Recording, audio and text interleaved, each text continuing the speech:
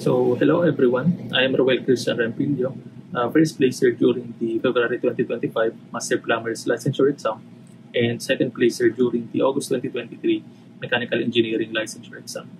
So, gusto ko lang mag-share sa inyo ng mga tips and techniques na nagamit ko during my preparation for the two exams, and this is based on my experience and hopefully maging effective and paggamit nyo rin, especially for those aiming to be one of the top notchers also.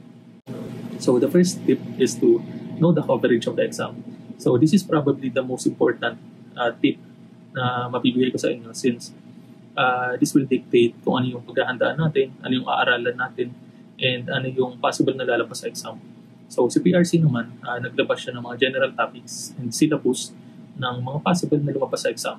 So it is divided into 4 subjects: the plumbing code, plumbing arithmetic, SPDI, and practical problems and experiences. So yung mga subtopics ay nandun naman sa syllabus na binigay nila.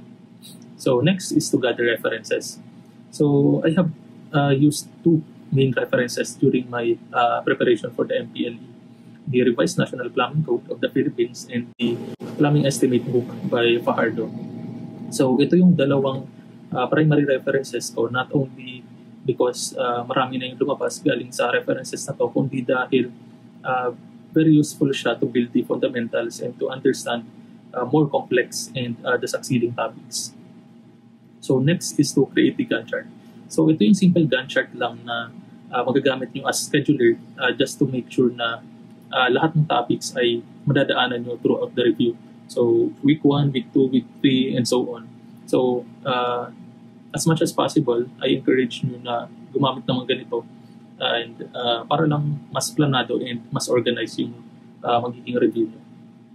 So next is to establish the discipline. Included dito yung mga pag-sacrifice ng mga bagay na possible na maging hindrance sa review natin or possible na maka-istorbo sa focus natin during the review.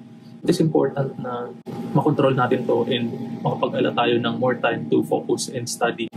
So next is to be consistent. So being consistent, dapat at least araw-araw may progress ka, may naaral ka, may nadadagdag dun sa knowledge na alam mo, and hindi siya parang nasa sasakyan ka and magpo-full stop ka lang. So pangit kasi na yung momentum natin ay hindi tuloy-tuloy. May time na sobrang sipag natin mag-aral, din kapag natenga siya, tatama rin na tayo. So at least kahit gaano ka-konti or gaano kaliit yung progress natin every day, at least sana meron tayo. And sana nasusunod nyo yung Gantt chart. So ang ginagawa ko, plan versus actual. So as much as possible, yung plan ko, sinusunod ko siya just to make sure na magiging ready ako before the exam. Next naman is to create notes. So very important sa akin na gumagawa ng notes, since madali siyang balikan kapag kailangan, and mas madali kong makabisado or mamaster yung sinusulat ko compared sa nababasa ko.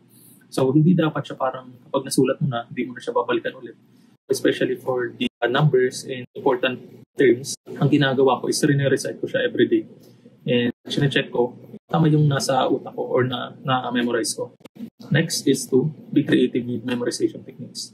So as much as possible, gusto kong ma-absorb or maintindihan yung lahat ng concepts na kailangan para makapag-prepare sa exam. Pero hindi kasi lahat makakabisado natin. So kahit ako, may limit lang din yung kaya kong kabisaduhin o kaya kong intindihin. For other information, ginagamitan ko siya ng memorization techniques, mnemonics, etc. Kung ano yung effective para sa inyo. For example, sa basic principles, may 22 basic principles tayo. Sa first 4 principles, ang tinatandaan ko lang is yung word na wholesome. W-S-M-E. W, wholesome and pure water, S, sufficient volume and pressure, and M is minimum quantity of water, and E is to prevent explosion due to overheating. So, in one word, nakabisado ko na yung 4. So, marami pa siyang magiging applications, especially sa SPDI and practical problem. I encourage you na gumamit ng mga creative and funny memorization technique. Next is to master high-yield questions or concepts. Yung mga questions na madalas nang lumabas sa previous exams or consecutive exams. Pag lumabas siya sa exam, if you're aiming to be one of the top notchers, dapat bonus points na siya sa inyo. And yung mga high-yield concepts naman, siya yung most likely na marami yung pwedeng itanong. So, if you understand and you master the concept, kahit anong itanong sa'yo, mas confident ka and mas madaling mapinpoint kung ano yung tamang sagot from the choices. Next is to answer practice test. So, if you answer practice test, ma-realize nyo na kung ano yung mga possible na lumabas or ano yung mga usually lumalabas before. Pero ginagamit ko kasi siya, yung mga practice test, just to practice yung thought process ko kung paano ko i-assess or evaluate yung question, paano ako mag-eliminate ng choices. Huwag na siyang gamitin para lang mag-looks found. So gamitin nyo yung mga problems sa mga test box na yun to condition your mind or condition your brain kung paano i-approach or paano i-solve isang problem. If hindi kayo sure or if sure naman kayo, is paano siya mag-verify. Next and last is to eat healthy and get rested. So during my review for the two exams, natutulog ako 10 p.m. So max na siya.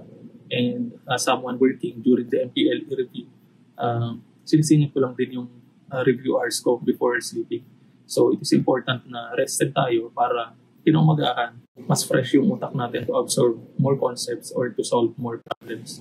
So marami pa akong tips na pwedeng i-share, marami pa kayong pwedeng techniques na pwedeng magamit, pero yung pinaka-importante is to condition your mind na gusto nyo pumasa, gusto nyo mag-top, and you need to plan out everything from the start.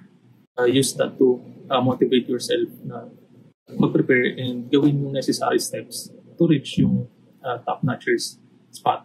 So, if nakatulong sa inyo, I hopefully magamit nyo rin. And if you have any questions, feel free to reach out then. Thank you.